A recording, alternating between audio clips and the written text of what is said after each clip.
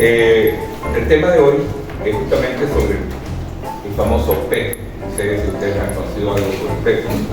Algunos por lo menos recién medio petro. Pero bueno, el petro aquí vamos a entrar en un tema que yo lo llamo, así como en contabilidad hay auditoría. Yo digo que esa es la parte forense de la contabilidad. Aquí vamos a ver un tema del proyecto, que puede ser interesante, pero que no se desarrolló. Ciertamente el petro, de la posibilidad de que sea rescatable, existe evidentemente, porque como lo dije, desde el punto de vista técnico, sigue existiendo en la blockchain. Ahora, desde el punto de vista económico, ¿dónde está el problema? Porque hay dos cosas que hay que, digamos, definir. Pues si tú tienes una criptomoneda o tú tienes una stable coin. Una stable coin, una moneda estable.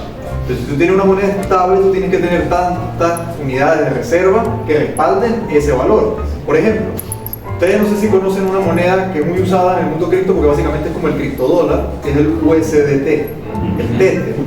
El Tether es producto de una compañía, ¿ok? Esa compañía, Ether, para poder, y ha sido auditada en N veces, porque ha habido sospecha de fraude. Es decir, si tú tienes un USDT, básicamente eso te equivale a $1.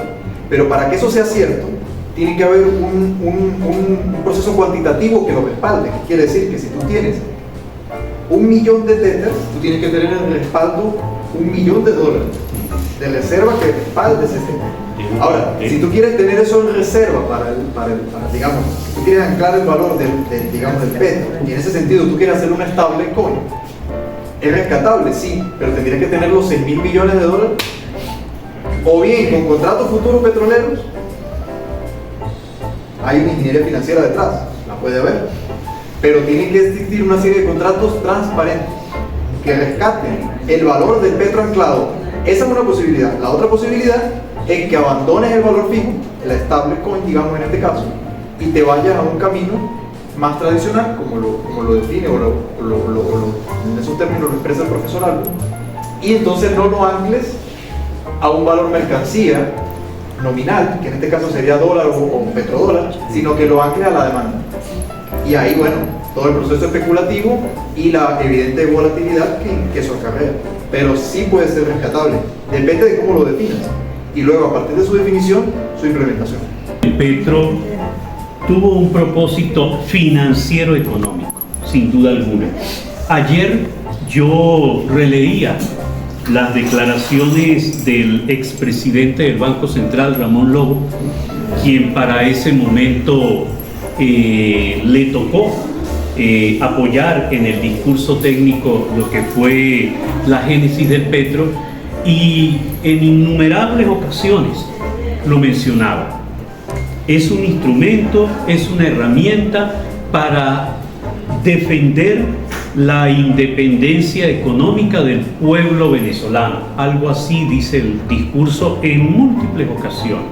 Ciertamente las finanzas públicas venezolanas estaban más que arruinadas en ese momento. Alguna fórmula tenían que encontrar. Así como los criptos tienen muchísimas bondades, uno de los principales riesgos tiene que ver con la posibilidad de convertirse en un medio sumamente fértil para el lavado de capitales. Porque el petro en el extranjero no se vendió ni uno. El petro fue todo comercialización interna venezolana, pero las divisas que lo respaldaron, que lo fueron respaldando por lo menos en sus momentos iniciales, fueron colocados por agentes económicos afectos al gobierno. Conceptualmente, la criptomoneda es un cambio de paradigma. Y por lo tanto las criptos gubernamentales son como una contradicción conceptual en sí misma, porque no quiere decir de que no puedan existir. Lo que quiero decir es que la criptomoneda surge y nace como iniciativa privada. Que ¿quién te dice a ti que no, en realidad estuvo detrás, siempre fue un Estado? No lo sabemos. Sí. Y mucha gente se mete por el lado de las criptomonedas es precisamente para saltarse el monopolio de la creación de dinero y las barreras, comisiones y regulaciones que todo esto implica. Y entonces la ideología que sustenta, digamos, este modo de pensar económicamente es el anarcocapitalismo. A fin de cuentas, para vencer o poder en alguna medida superar las sanciones a las cuales fue sometido Venezuela a partir de más serias a partir del 2017, pues ¿qué se encontró como solución? La venta fuera de sistema de barriles de petróleo. Bueno, si usted vende algo fuera de sistema, usted lo cobra fuera de sistema. Y cuando usted cobra fuera de sistema, quiere decir que allí lo más que puede haber es corrupción. Porque precisamente, ¿para qué es el sistema? Pues para ponerle contraloría al asunto.